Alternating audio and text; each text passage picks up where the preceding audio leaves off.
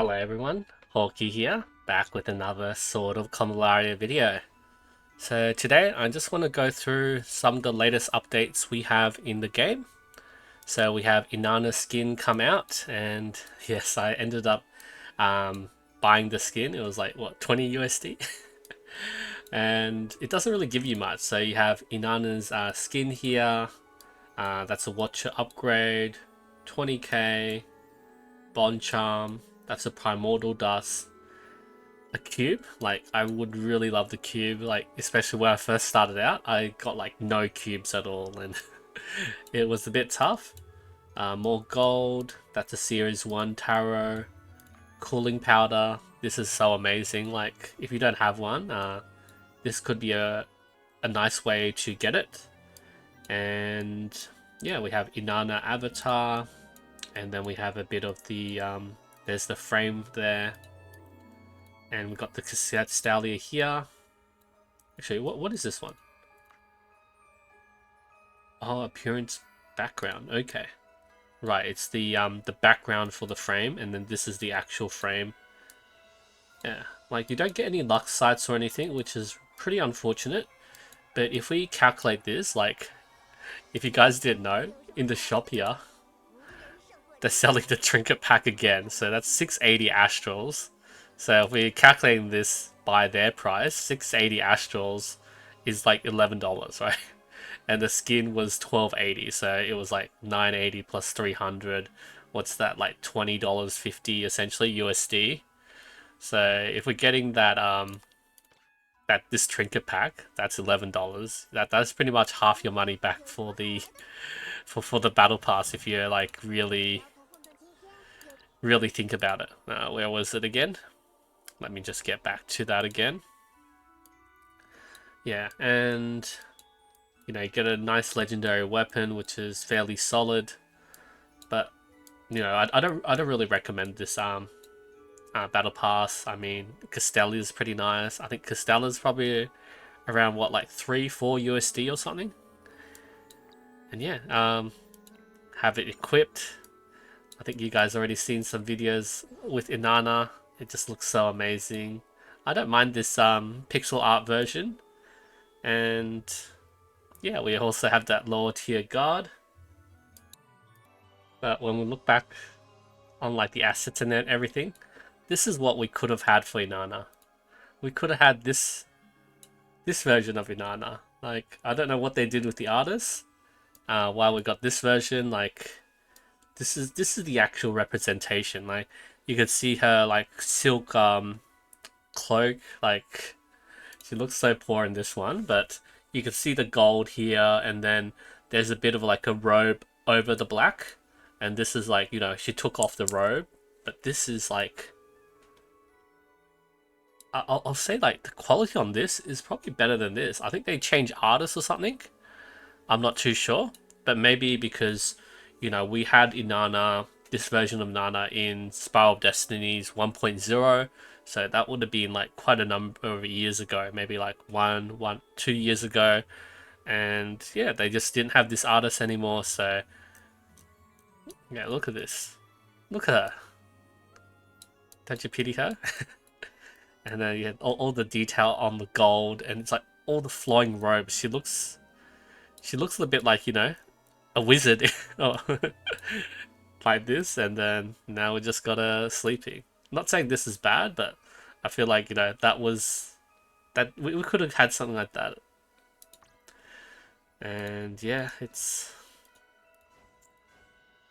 oh well, I got this one, so I might as well use it. And yeah, going back to the event details, I did update my my guide and calculator on the event. I did notice something very interesting as well. So this was the event released on the Chinese version, and you'll note something different straight away. They're missing the new challenges.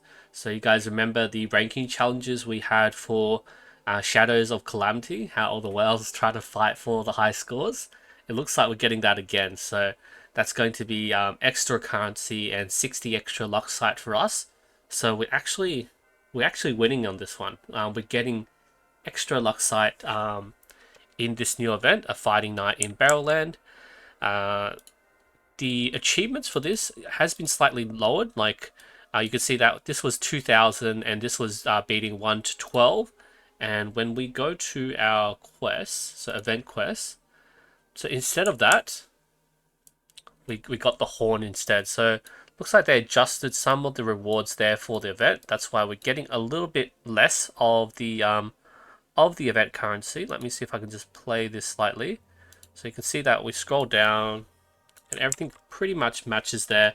It's basically anywhere that we get the challenger's horn, the rewards were swapped from like 800 or 1600 of the currency. So we're getting slightly less currency, but they introduced the horn and everything a bit later, I believe.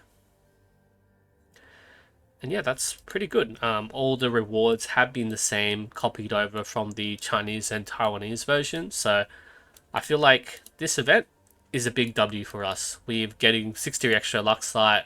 We're getting a fun challenge mode at the end of the event, and we can just watch the whales fight it out, and we just collect the rewards, right? There's no ranking rewards at the moment from what I can see, and yeah, maybe they'll decide to give us ranking rewards so everyone who wants to push at it can get a bit of rewards here and there. And back to this shop again, like this trinket, I feel like for some whales, it's probably going to be fairly worth it to get this because we've already seen the other option. They charge us 3,000 flat Luxite for this. So if you're struggling for trinkets, you might want to consider buying it for 680 Luxite, 680 Astrals, which is 11 USD. So yeah, good luck. Otherwise, we calculated at the original price, it would have been better to actually get that from the weapon banner and yeah, and get the like trinkets and everything there. The other thing I wanted to point out is back to Homa. So Homa has just released, and this is how I'm building her with the longbow of martyrs and arm guard, and then the magician tarot. And basically how your setup will be is you want to use the arm guard first, do the sudden strike, which will debuff the enemy with this longbow of martyrs debuff, the 10% extra damage increase. Then what you want to do is you want to use this skill. Where is it? Hovering support. So this is an instant, so you can use it and still use other moves later on. So you want to buff your ally. Usually you want to buff August with this skill. Both of you gain the attack as well. And then you want to use this skill, Barul attack, calls Shaheen to decrease physical defense 3 down. So that's 60%, lasting 2 turns. And that's how you start your combo. So arm guard, and then that way you get the longbow martyrs debuff. Then you do the instant to buff your units. Then you do the physical defense down debuff, and then later on you'll start like doing either like your ultimate if you have enough skill points, or just doing like a basic attack here and there. And we can also adjust our damage by like using Rampage Archer. And then that way you can use the Mega Melee crossbow, which does heaps of damage if the enemy's like right beside you, and decreases depending on how far distance they are. So that is an option. You could also do a bit more DPS with the Star Raid. The Irian Cross Combat Bow, like it can add a bit, but that's more for going off your trait here. Doing the attack again, which is 20%, so increasing that extra 20% by a little bit. So it doesn't seem that worth it to go like either with the Irian combat bow or the tower either. So I think it'll be more you want to build up the DPS on your Homa, and then making sure you're getting like a decent amount of like physical attack, which like this one gives you 2% at 1 star, and it just slowly stacks up because all her skills are based on physical attack there. And yeah, we did test out with the Hierophant, how do you call it? Hierophant's laws? Hierophant?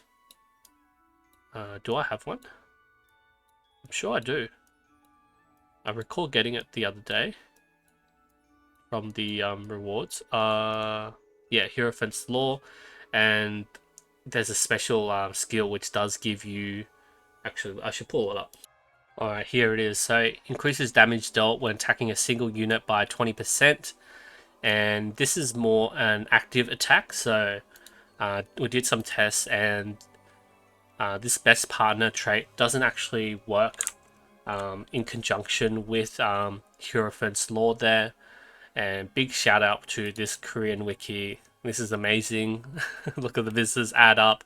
And yeah, if you do feel a bit itchy to pull a bit more, they do have a nice gacha here. Where did they hide it? Yeah, gacha simulator in the pickup guide. So you can do a few 10 pulls on here and see how lucky you are. I'm not lucky. What's that? 60 pulls, 70, 80, 90. Oh, was that the rainbow? But yeah, it's I think it's really cool. Ooh, Karis. Yeah, I think that they're just counting the next set of units that are coming up, and it just has a lot of information. I do like how they organize their information. They do have like quite a number of recommendations, which is fairly good in here and there. The other thing I want to talk about on Homa is the engraving resonance. So we're going with the sword and the wand, mainly because it's fairly universal amongst all our DPS, and yeah, just the extra attack and defense just really helps Homa out, especially when she's moving quite often here and there. I did see some people were looking at the where was it? The wand and the wand. So basic attack skill, strike back, gains 1 random level 2 attribute buff. And like I do see why you might look at this as being fairly useful, but I do want to point out is that the main buff you want is the attack buff, and when you're using hovering support, you're getting that attack buff lasting for 2 turns, I suppose, and it's a 3-turn cooldown, so 2 out of 3 turns, but this is basically the only buff you really need on Homa.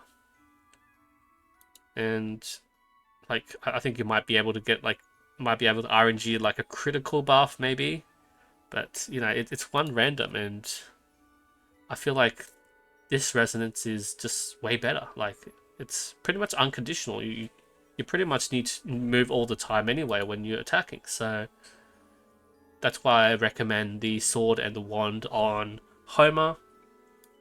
And I'm going with the wand on my trinkets because say for example, if I want to change things up, like for example, her ultimate's pretty nice. I think it's probably less for Homa, but if I wanted to use a different engraving with, say, who's a good example here?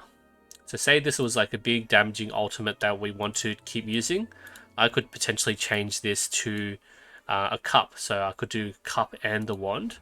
And with the cup and wand, this is the RNG reset that we're talking about. So a wand and a cup, 50% chance to gain the engraving resonance.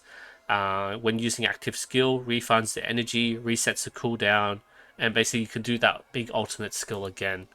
And it's much easier to get weapons than trinkets. Like I only got 3 arm guards, and I'm pretty sure everyone's fairly low on the good trinkets, so you don't really want to change the engravings on your trinkets as much.